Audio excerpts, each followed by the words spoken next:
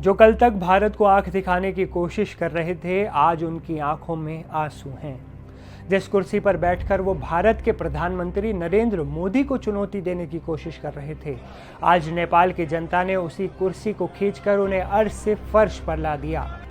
कहानी उस प्रधानमंत्री की जिसे अपनी ही जनता ने चोर बताकर सत्ता से बेदखल कर दिया और अब नेपाल की सड़कों पर एक ही नारा गूंज रहा है, हमें मोदी जैसा प्रधानमंत्री चाहिए। मोदी जैसा यहाँ पे होना चाहिए। वो इंडिया का मोदी है ना, मोदी जैसा सरकार होता तो यहाँ पे पूरा थोड़ा कुछ आगे जाता। नेपाल भी कई देशों ने जान लेते। अब हमें केपी ओली नहीं चाहिए। नमस्ते, मैं हूं असीम और आप देख रहे हैं एनडीटीवी इंडिया। पड़ोसी देश नेपाल से भारत को आंख दिखाने वाले प्रधानमंत्री केपी शर्मा ओली की विदाई हो गई है और ये विदाई किसी राजनीतिक दांवपेच से नहीं बल्कि जनता के उस गुस्से से हुई है जो लावा बनकर काठमांडू की सड़कों पर फूट पड़ा। आज के वीडियो में हम आपको बताएंगे कि कैसे भारत के खिलाफ जहर उगलने वाले ओली का उनकी ही जनता ने बुरा हाल कर दिया और क्यों अब सुलगते नेपाल में प्रधानमंत्री मोदी के नाम के नारे लग रहे हैं। पिछले 24 घंटे नेपाल के लिए किसी बुरे सपने से कम नहीं थे। ये बगावत शुरू हुई सोशल मीडिया पर लगे एक बैन के खिलाफ। नेपाल की जेन जी यानी युवा पीढ़ी सड़कों पर उतर आई, लेकिन ये सिर्फ एक चिंगारी थी। देखते ही देखते ये चिंगारी उस आग में बदल गई जिसमें ओली की पूरी सल्तनत जलकर खाक हो गई। नेपाल की संसद को आग के हवाले कर दिया गया। कई मंत्रियों को इस्तीफा देकर भागना पड़ा। हालात इतने बिगड़े कि खुद पीएम ओली का इस्तीफा आ गया और मंजूर भी हो गया। पीएम ओली को इस्तीफा देना पड़ा। नेपाली कांग्रेस के समर्थन वापस लेते ही ओली की कुर्सी डगमगा गई और उन्हें इस्तीफा देना पड़ा। वो मजबूर हो गए। लेकिन सवाल यह है कि जनता में इतना गुस्सा क्यों था? इसकी जड़ें ओली की भारत विरोधी नीति में छुपी हैं।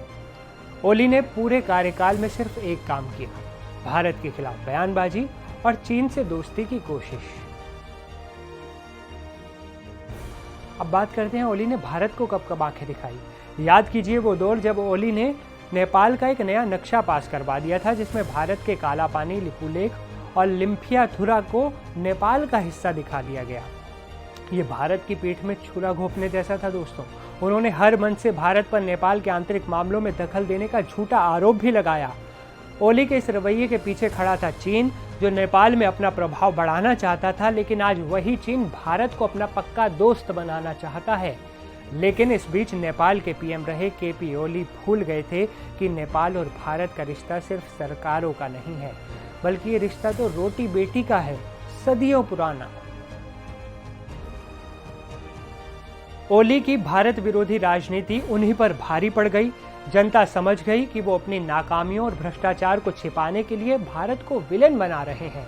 इसलिए काठमांडू की सड़कों पर ओली चोर है और देश छोड़ ओली ऐसे नारे लगने लगे। और इसी बीच वो हुआ जिसकी किसी ने कल्पना भी नहीं की होगी। नेपाल की सड़कों पर खासकर जेन जी के बीच एक नई मांग थी। उन्हें केपी शर्मा ओली नहीं बल्कि भारत के प्रधानमंत्री नरेंद्र मोदी जैसा पीएम चाहिए। एनडीटीवी के संवाददाता ने जब इन युवाओं से बात की तो उन्होंने साफ कहा कि उन्हें मोदी जैसी विकास की राजनीति और मजबूत नेतृत्व चाहिए। आप खुद सुनिए। अब जब केपी शर्मा ओली भाग गए हैं यहाँ से, आपको क्या लगता है किस तरीके का नेता यहाँ पर होना चाहिए? मोदी जैसा यहाँ पे होना चाहिए। वो इंडिया का मोदी है ना, मोदी जैसा सरकार होता तो यहाँ पे पूरा थोड़ा कुछ आगे जाता। नेपाल भी कई देशों ने जान लेते। अब हमें केपी ओली नहीं चाहिए। केपी ओली जहाँ पे है ना उसको मार डालेंगे। वो दुबई गया है, दुबई में भी लड़के लोग है यहाँ का नेपाल का, उसको मर्डर ही कर देंगे। मर्डर करेंगे तब मैटर यहाँ पे वो हो जाएगा। वो उसने प्रधानमंत्री का वो रिजाइन दे दिया। यहाँ पे नहीं खुश नहीं है। यहाँ पे कुछ भी नहीं खुश है यहाँ का लड़का लोग। उसको तो आज तो खुश है। ये देखो शमशान भवन आग लगाए। आज नेपाल बहुत खुश है। इसीलिए है ना अब सब वो मोदी जैसा सरकार आना चाहिए। लेकिन अब बालिन आ जाएंगे यहाँ पे बालिन को।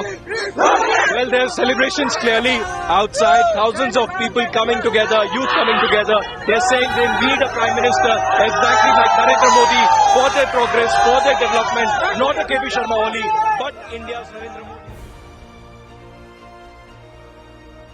ओली का जाना नेपाल के लिए एक बड़े मौके की तरह है। अब मौका है भारत के साथ बिगड़े रिश्तों को फिर से पटरी पर लाने का। जानकारों का मानना है कि नेपाल में बनने वाली नई सरकार तुरंत भारत से बातचीत शुरू कर सकती है।